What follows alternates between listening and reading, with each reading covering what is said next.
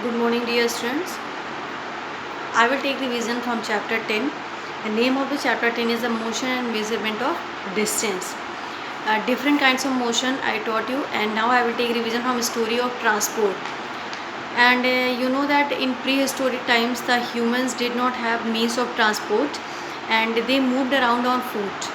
And later on, with the domestication of animals such as horses, camel, oxen, etc., humans learned how to ride them and carry goods on their backs from one place to another. In the prehistoric times, when this modern vehicles were not there, then they were using that foot for going one place to another. And the invention of wheel made a great change in the means of transport. Wheels were employed in carts and carriages which were driven by horse, camels, oxen, and so on. This continued till the 1800.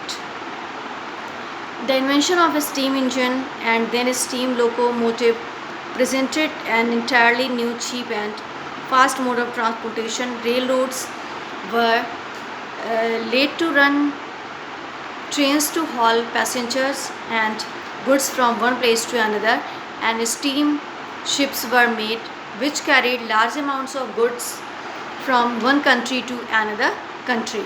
Later on, petrol and diesel engines were invented which revolutionized the road transport. Ships were fitted with powerful diesel engine which were far more superior than the steam ships.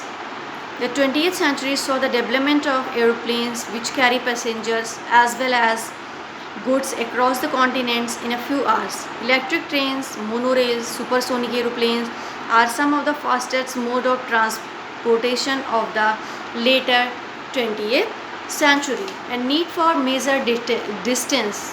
How we are measuring distance from one place to another. We know people from the prehistoric times were traveling from one place to another.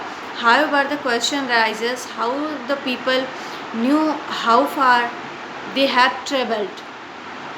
In simple words, the question is what is the distance covered between the two places.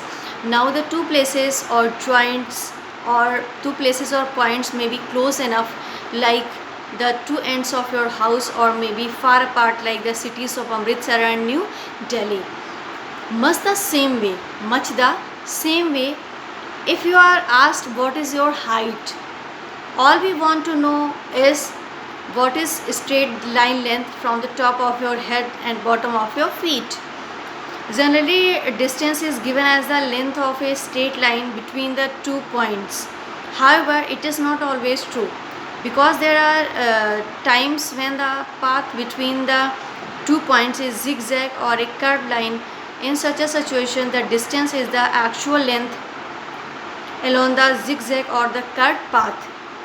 And let us take an example. What is the length of a dining table and how will you find it? Most probably you will answer measure the length with a measuring tape, and you are probably right. But the question is, what is the ancient man did not have measuring tape, then how he went about in measuring distances? Before we answer this question, let us try to understand the word measurement. For this, let us perform the following activities, assuming that we have no modern measuring devices. If measuring tape is not there, then how you will measure the distance of the table? To measure the length of table without using meter scale, materials required: a pencil and the given table. Let us assume that the length of a pencil is equal to unit length. Place the pencil along the length of the table at point A and mark the position of its tip on the table. Lift the pencil and place its end on the marked point and again mark the position of its tip. Continue doing so till you reach the other end of the table. Say you have covered table length by 5 times by lifting the pencil, then length of table is equal to 5 times the length of pencil. And to measure the length of dining table by using hand span. To measure the length of dining table by using hand span. Take one hand span as unit of measure of length. Measure the length of table by using hand span and record it. Now ask your friend to measure the length of the table by their hand span. You will be surprised that the length of the table is not same for all of you. This is because the hand span of you and your friend are not equal. As you know that this hand span, this is we are telling that hand span we are measuring like this. So this hand span is not equal to you and your friend, it is different. So when you will measure, then it will not correct and it will come in different form. So what is measurement? The comparison of an unknown quantity, the comparison of an unknown quantity with a known fixed quantity of the some kind is called measurement. What is a measurement? The comparison of an unknown quantity with a known fixed quantity of some kind is called measurement.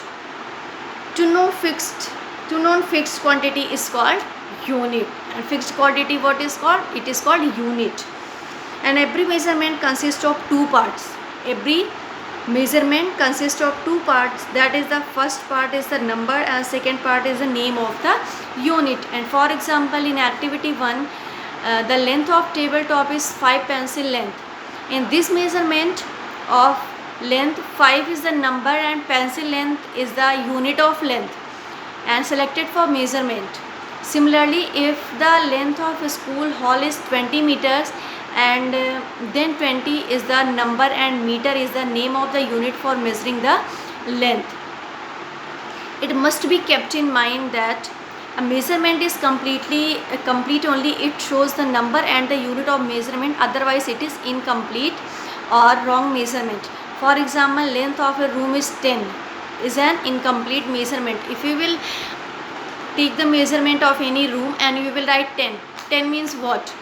Meter, centimeter, means what you will write. If you will not write unit, then it means measurement is incomplete. If you will not write unit, then measurement is incomplete. So we can say that measurement, what is the definition of measurement? The comparison of an unknown quantity with known fixed quantity of the some kind is named as measurement. And need for measuring a scale.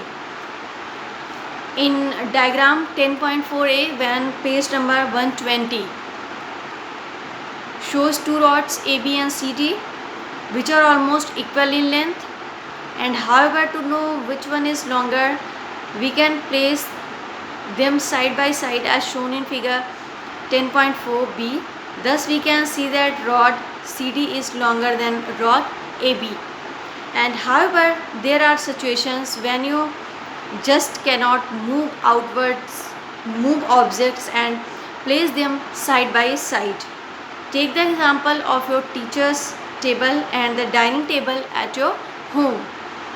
If you want to know which one of the two is longer, you just cannot carry the teacher's table at home or your dining table to the school.